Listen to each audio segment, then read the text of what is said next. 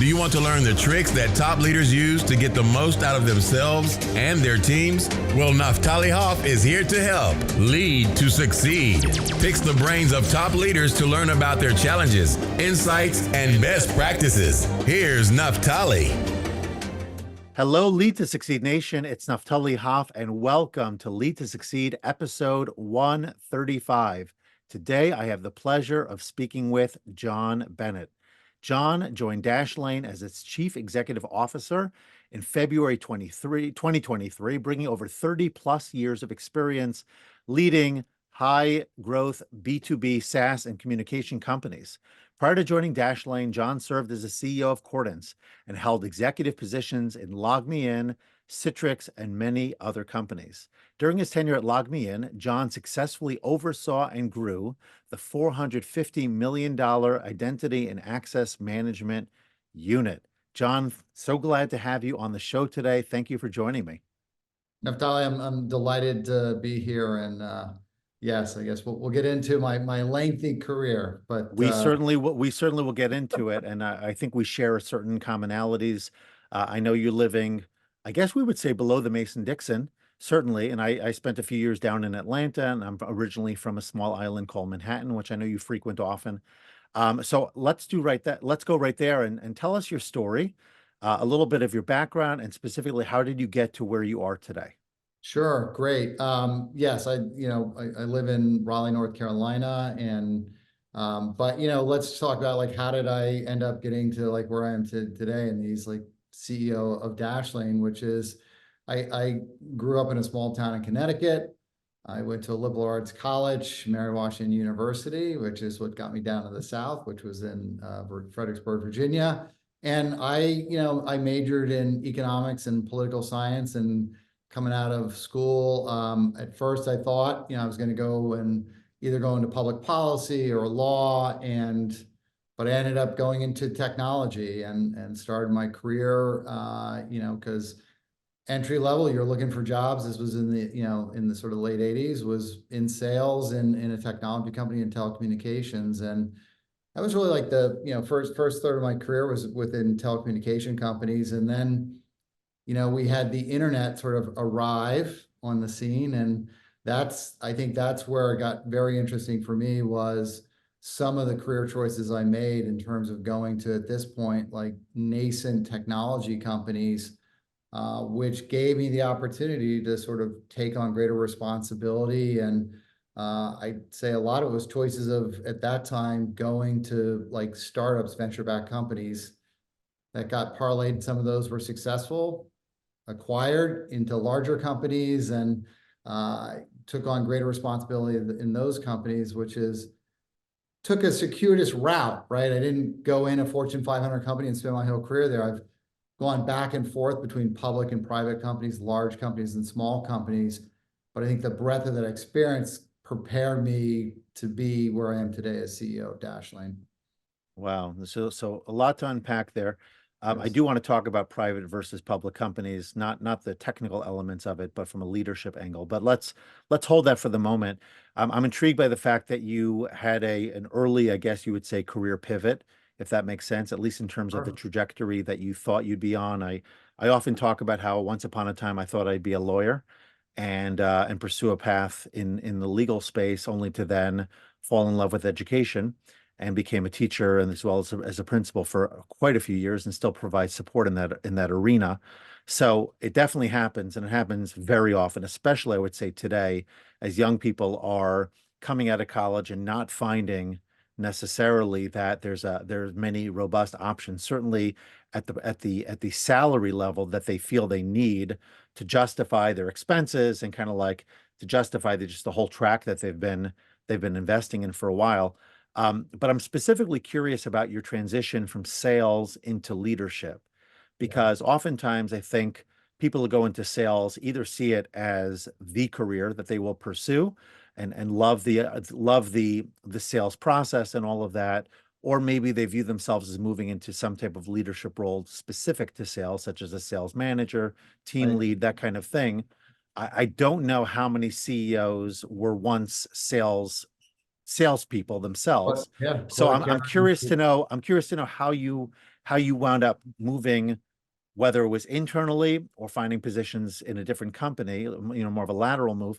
How did you sort of make that transition specifically Yeah, from salesperson to leadership? yeah, I mean, great question. I think, one of the things that I kind of learned is in the first sort of couple, companies that I was in, which was, I had like just an intellectual curiosity of like holistically how business worked, right? And so I was always, I think, pushing at the edges a little bit of like spending time with other functions, whether that was legal on contract reviews, or whether that was on business development, on strategic partnerships. And so one was just like I had this like curiosity in terms of like just not understanding my function, my role, but like just like how does this all go together? Because as you said, like you're coming out of college and you're kind of figuring your way. And at that point, it's like how a company worked was a bit of a mystery to me. And so that was spending time. Also, I got to have an opportunity of what I'd say is like mentorship, right? Where people are like, wow, not many salespeople want to sit down and sit with a general counsel and understand like contract review on a complex contract. So they're like, this is unique. So they would spend time with me. So I think one was just putting myself where I was in different conversations. And then over time, I sort of realized I was good at sales. Like I always made my numbers, but I wasn't the top producer, right? I had a passion for being successful and delivering consistent results. But as I got exposure to other parts of the organizations, I was like, this is more interesting to me. And I actually think I could be better at it. And I had an opportunity to take on a role that was outside of like my day-to-day job. It was like a special project. And I raised my hand. I'm like, yes, I'm all in, I'll do it. And it was looking for new market expansion, TAM expansion. And that really parlayed this opportunity to me, like, which was corporate development, business development, where I got my foot in the door. And that allowed me to pivot into a full-time, which actually ended up being a different company, but a full-time role in business development. And that was the pivot. That is so interesting, and I think what you shared there is a fantastic blueprint. I mean, not this is not the story about me. This is the story about you at the moment, but it does resonate with me as well, because even though I found myself in a classroom, and that was certainly an area that I felt good at, and good about, as well as successful in. I always had aspirations for, let's call it, the next level. And so for most teachers, that's an administrative role, but it also gave me opportunities, let's say, to do presentations, trainings, things of that nature, which I still do and do, many of.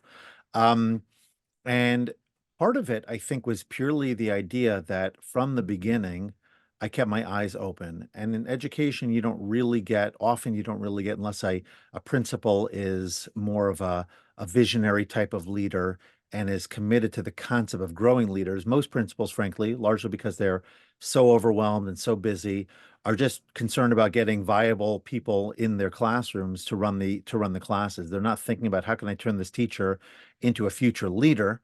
But that really, I think, is the mindset we all should be taking as leaders. And coming back to your experience, you proactively sought opportunities, and you were a bit of an anomaly, because, like you said, how many people, especially on the sales side, are looking to get into intricacies associated with negotiations, contracts, or other matters that may not be in their lane. So it seems like that curiosity, that desire for mentorship, perhaps more than anything else, it wasn't about your technical training. It was about following the things that you were interested in, and then ultimately, whether you intended to or not, created opportunity for growth and your next career step, let's call it. And so I think that that's just good advice to anyone who's either in a leadership position, is thinking about leadership, to not keep yourself. Yes, you want to get really, really good at what you do, so you don't want to lose that. On the other hand, you don't want to limit yourself to such a degree where, the next opportunity, which you may or may not be able to see at the moment, is not ever presented to you, because you didn't create enough awareness. Oh, John could do that, but you only made that happen because of your proactive approach to things.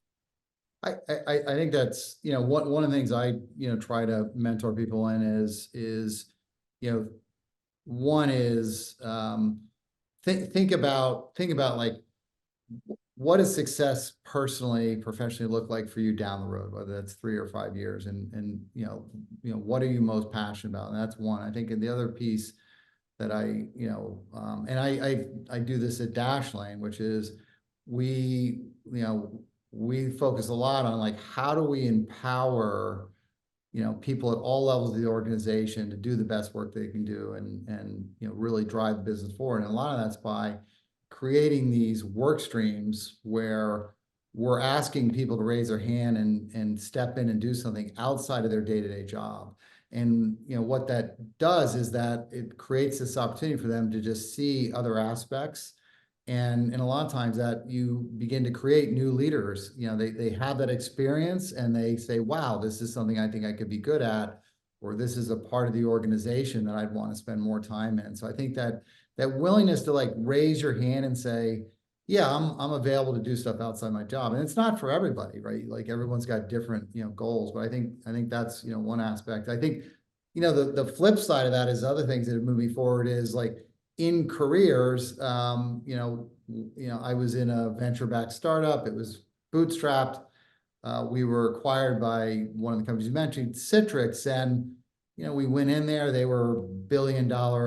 We were $1 billion division of a large company, and we were a $3 million business they acquired. Grew that to $75 million product line in 3 years. And then sort of the CEO running that division came to me. He's like, we're having this huge quality issue, and I'm going to take you out of this job that you love, and I need you to fix this quality issue in the company. And my first reaction is like, what did I do wrong? But then I sort of embrace like, well, okay, sometimes you've got to be willing to take on a role that maybe you wouldn't even look at. And for me, I had to assemble this team, and I could pick anyone in the organization. And the first response was like, what did I do horribly wrong to end up on this, quality task force?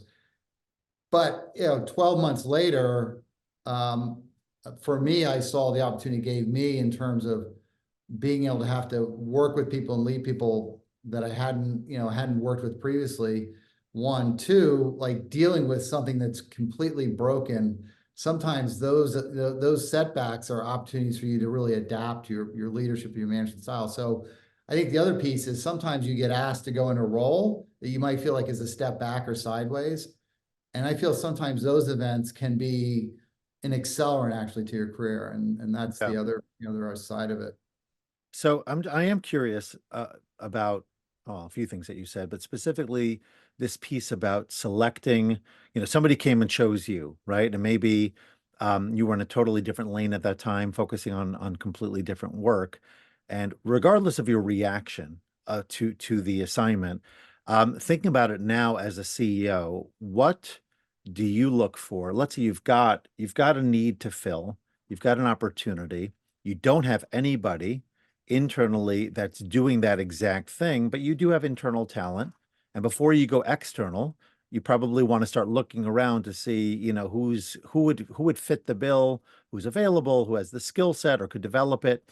What is your strategy to looking internally, assuming that you do that as your first step, and what specifically from a qualities, a skill standpoint do you look for to see who could make that leap from where they are to where you need them to move? It's a great question. And there, one of the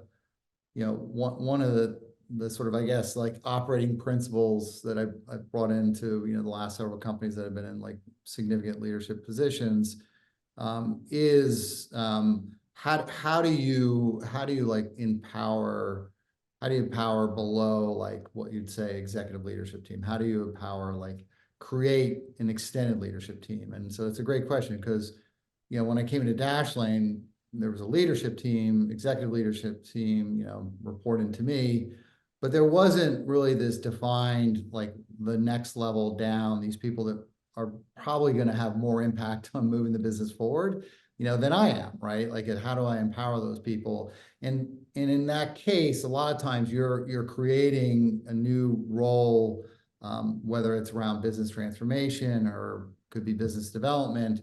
And one of the things I do, I think, first and foremost, when I come to an organization is I go to all the offices and I do this as a course of business ongoing, but I do what's called skip levels, right? So I meet with individuals at all levels of the organization and just have a conversation, kind of like we're having a conversation of how long they've been with the company, what's their role, what do they love, what would they start doing with the company if they could have a magic wand, what would they stop doing? And one, I think that gives me an opportunity to sort of understand where there might be, talent and people with like great aptitude and drive that I can identify myself. And I obviously, the other part of that is working with my direct reports, which is, who are the people that like are looking for the next challenge? They're high achievers, they're driven. That's the other lens. And I think a lot about a role. One is, do they have like a track record of like success? And that's one. Like, have they delivered reliable, consistent results over a period of time? Have they exhibited like stability? I think the second piece is like attribute, their ability, their core, like, do they have sort of a technical ability that they could leverage into a different role? Because some roles, you can't take necessarily someone that doesn't, really love finance and put them in a finance role. But a lot of roles, that you create, an example would be opening up like a product management role. And it might be an entry-level product management role. Areas that I would look in the business is, well, part of that is really understanding customer need. Well, what people really understand customer need that are there day in and day out? Well, you could have sales engineers or customer success managers. So that's some of the areas that I might look at is someone that is really excelling in a role that's different. They have the drive and the attributes, and give them that opportunity. Like, is this a career path you'd be interested in? And let's have the conversation. Yeah, I think that's great. And it reminds me when I do a training on delegation. And so I've got actually 13 steps that I share with my participants. And I used to have 12. And I added the 13th, interestingly enough, on the front end. And that first one is create a delegation culture. Because oftentimes what we forget about as a leader is that we set the tone with everything that we do. And when we create a culture that says delegation is something that we value, it's something that we actually look for because it creates opportunities, it leverages the talent that we have around us, all of that, that opens people's eyes to, oh, maybe he does want to relinquish some of his responsibility. Maybe he is looking to empower people, to do more, et cetera. And so one of the pieces in that is not only, of course, to articulate it, but is also to give permission to people to ask for roles and responsibilities, to be able to say to you, you shouldn't be doing that. That's not CEO quality work. That's something that somebody else should be doing. And of course, making that statement relevant to whichever level in the leadership hierarchy, so to speak, that conversation is occurring. But the point is, it's something we value institutionally, and therefore people know about it and they therefore think about it. Because oftentimes, if you don't say this is something we value or this is something we look for, people will just assume it's not something that you value, and therefore they don't even consider it. So coming back to that example, the idea that you are, looking for the next level of talent and constantly keeping your eyes open, that also sends a signal. And maybe even if you're stating it overtly, that we want to be doing these kinds of things, that tells people who have an inner push, an inner drive, that there are opportunities and you should look for them. And it's not considered to be presumptuous or pushy for you to ask for ways by which you can demonstrate new things or to learn new skills, because that's something that ultimately will help our company. Absolutely. And, we'll get into like, why I was excited to come to Dashlane. I mean, I think, you also look for organizations where, one of the things you really look at is like, what's the company culture that you're coming into? Like, what's the environment? And one of the things that really attracted me to Dashlane was just one is just the passion that the employees had, the amount of innovation that they're delivering in the industry, and what I looked at is like how do I amplify all the good that exists in Dashlane? How do I amplify that? One of the ways that amplify that was just being more declarative about that this will be a better organization when people at all levels realize they can challenge decisions, they can have a voice, they can come with ideas. We just finished this week. We had our hackathon this week, and it's like, to me, it's so exciting to allow your engineering, your product, and other people in the organization to take a week away from their day job and just completely work on innovation. And what you see is they're actually, like, I think we have like over 40% of our things that come out of a hackathon make it into production, which, so that just looks at, like, if you give people an opportunity to do things, like where they can just like be creative, be innovative, and have, that license to go do that, generally it's going to help, move the business forward. Yeah, and what I love is the first book that I've written, let's see if I can get it up here, called Becoming the New Boss. So I just went and double checked here. I know that it's there. I have an entire section. It's called Laying the Foundation, which hits on a point that you just talked about, John, the idea that you're coming in as a leader to a new organization, a new company. And so the question is, well, what are you looking for, right? What are the existing elements? Obviously, most leaders probably imagine that they're going to be change agents on some degree. And I talk about in the book, you have to manage change carefully, especially in a new environment.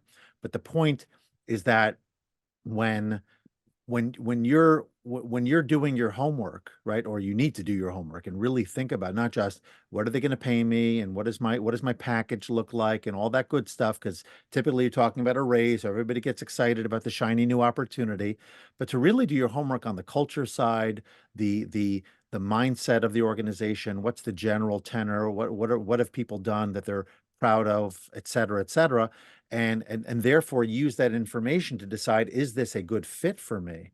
And so I'm interested in hearing your take, because you have been with multiple companies, you have interviewed many times over the years in order to decide for your next career steps. What advice would you give to either new leaders or people who are transitioning from one leadership position to another? What would you say are the top few things they should be on the lookout for to make sure that this is a good fit for them, not only for the immediate benefits, but for the longer term success that they hope to have?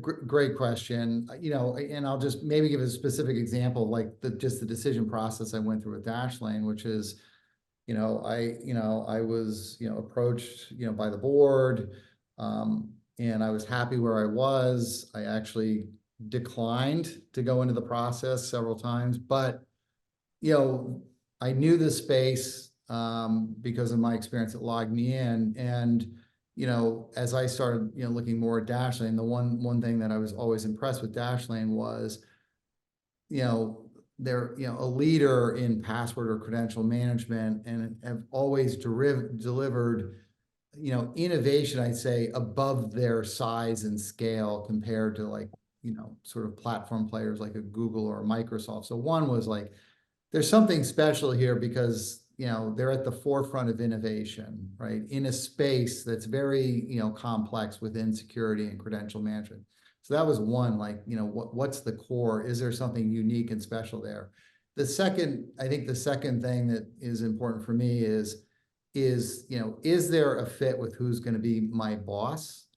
Or in this case, I report to a board, and I've made mistakes in my career where actually we talked about that, the raise, the shiny title, and that fit wasn't there, and that never really works out. So the second piece is, there's got to be a fit with like how I lead, how I run an organization.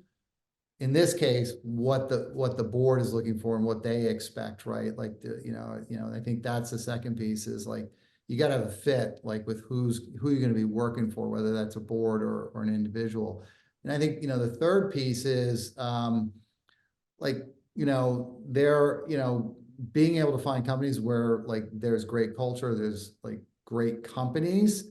I think, the company culture matters, right? Like, do they treat, each other with dignity and respect? Are they ethical? Are they whatever your checklist might be? But, it's hard to come into a role if company culture is like completely broken. Like, especially, it's one thing if you're coming to CEO and that's your task, but if you're moving between organizations, I always say, like, how healthy is the culture? Like, how self-aware is the company? And is that a fit, with you? And then obviously the other pieces I talked on, but I start a lot with is what's the core? Is it something that I'm really passionate about? I feel like, I can, there's things that I can have a positive impact.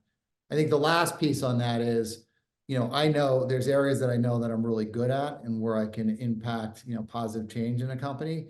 If this was an organization where they didn't have market fit with the product, earlier stage, you really needed this like product, technical sort of like leader, like those would be one, like, that's not me, right? Like that wouldn't be a good fit for me. But in a company that just has this rich history, like of improving, consumers and businesses' lives, like I felt like, okay, I can get this company to the next level. And those are things I look at as also like, what are my strengths and weaknesses? Is it a good fit for this role? Yeah. Wow. Okay, so staying on the topic, let's call it of weaknesses, for lack of a better term. The final question I'll ask you in this segment, it's a question I ask everyone. Since everybody who comes on this podcast has demonstrated a career of success, and oftentimes there's this myth around successful leaders that they were always successful and did everything correctly, and they've had this upward trajectory their entire careers. Share with us, please, John, maybe the biggest mistake you've made that has ultimately set you on a path for success, something you've learned from and really grown from. That's a great question. There was in sort of probably the first third of my career, I pivoted, we talked about, from, sort of like sales into business development. I moved in from telecommunications into an internet company, and we had success. We were acquired, and, you're like, all of a sudden, everyone's singing your praises. I started getting invites to be on boards of venture-backed companies. At this point, it was in Northern Virginia. And I was on a board, and they were running some problems, and, they made this big pitch for me to come in and, to be the president, to run this software company. And, I said yes, right? I said yes. And I think, the biggest mistake I made there was that, and I was there for 4 years, got them to a point of having a successful exit. But the biggest mistake on that was that, I took the job more of like, because I felt that I had this like support because I was on the board, and they were putting me in that role. And what I wasn't really prepared for at that point in my career was, I had always worked for like a single individual, right? Like, you're working for the CEO, you're working for the founder, you're working for a vice president, whatever it might be. And it's very different when you go into a CEO role, because you're reporting into a group, you're reporting into a board. You don't have a single, boss. And what I really, learned in that tenure was, because ultimately I didn't manage the board to the level that I should have. I didn't build the relationships that I should have, because I was so focused on performance, delivering results, getting this company back from the cliff and getting it, prepared for an exit. And by the time we got to that prepared for the exit, it wasn't aligned with some of the investors. And so, they were like, we're not going to do this. And then I was exited from the company. But it was really a valuable lesson for me in terms of, if you're going to go into a really different level role, like a CEO, it's it's a completely different, you know, skill set you have to develop to move into that CEO role. And that's something that I then really worked hard on, is understanding and talking to other CEOs, like, how do you manage the board? Like, what's your cadence? And so I think that was my biggest mistake, was, you know, parlaying a success in one area and thinking I was prepared to move into a CEO role. I wish we had more time, because my experience, though, on the nonprofit, you know, the school level, was very similar. Moving from, let's call it, second tier administration, working for a dean, you know, a specific individual, to a board governed institution, and that whole dynamic over there, and understanding the board's expectations against, let's say, the teacher's expectations, and the change mandate. All this complexity was a very strong learning experience for me personally. I write about it in the book too, so I can certainly relate to it, and it's quite a challenge. So thank you for sharing that. We're going to transition now to rapid fire, and we're going to start a little light. Shower, morning or evening? Morning. Definitely Morning. Okay. The biggest difference between the North and the South of the U.S.? South has grits, and I love grits. You love And grits. I love grits, and you go to the North and they're like, what's a grit? Uh-huh. Fair enough. I can relate. 3 action steps that every leader should do every day. One is time boxing of how you spend your time, where you spend your time. That's one thing I do every day, is I actually color code my calendar and look out in terms of where I'm spending time, and is it in the right areas of the business. I think that's one thing you should do every day. The second thing I think you have to look at every day is, like, when's the last time I talked to a customer, and make sure that you're talking to customers, because you're gonna, you know, there are things that they'll share with you that they won't share with other people. And I think the third thing I do every day is make sure that I am, like, checking in with people in the organization that might be in challenging situations. I think the third thing is be available for people on your team. Nice. Something spiritual you do every day. I think something spiritual I do every day is my wife and I make sure that we go on a long, quiet morning walk where I don't have any electronics in my hand. And so for me, just having that peaceful time, going for a long walk through the neighborhood of Raleigh Nice. is something I do every day. An interesting hobby or passion of yours? I love Neapolitan pizza. I've been making my own pizza dough for a decade now, and I now have a gas and wood-fired pizza oven in my backyard. So passion for cooking, but now very passionate about pizza. That's fascinating. And finally, a productivity tip that helps you to get more done.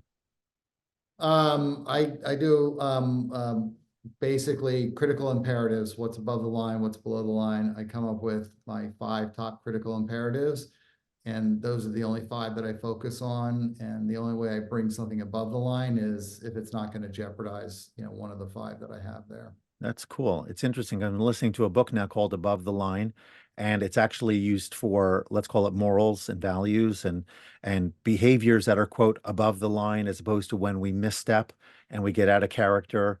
Hopefully it's out of character, you know, to yell at someone or to do something that we come to regret.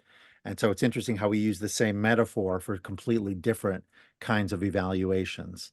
So John, tell everyone how they can connect with you and learn more about your work. Great. They can certainly connect with me on LinkedIn and message me on LinkedIn. And they also can go to, you know, dashlane.com and look at the leadership page, and, you know, find other information in terms of how to connect, you know, with me through dashlane.com as well. Awesome. And before we go, please leave us with one final life lesson. One final life lesson I'd say is the earlier you discover, you know, the earlier you discover, like, what really your passion is in work, and the faster you make that decision to pursue that, you'll just have a better journey in your career. So I think figuring out what your passion is in business or whatever profession you're in is be thoughtful and purposeful about, like, what brings you joy, because we spend so much time at work. Awesome. Well, I've learned a lot. A lot of your experience resonates with mine, so I think that's an added bonus for me. John, it's been a pleasure meeting you, a pleasure talking with you, and I cannot wait to share this with my audience. Thank you so much. Thanks so much for listening to this episode and for investing in yourself so that you can lead to succeed. Before you go, don't forget to subscribe, rate, and review the show. Your feedback gives the show more social proof and encourages more folks to listen.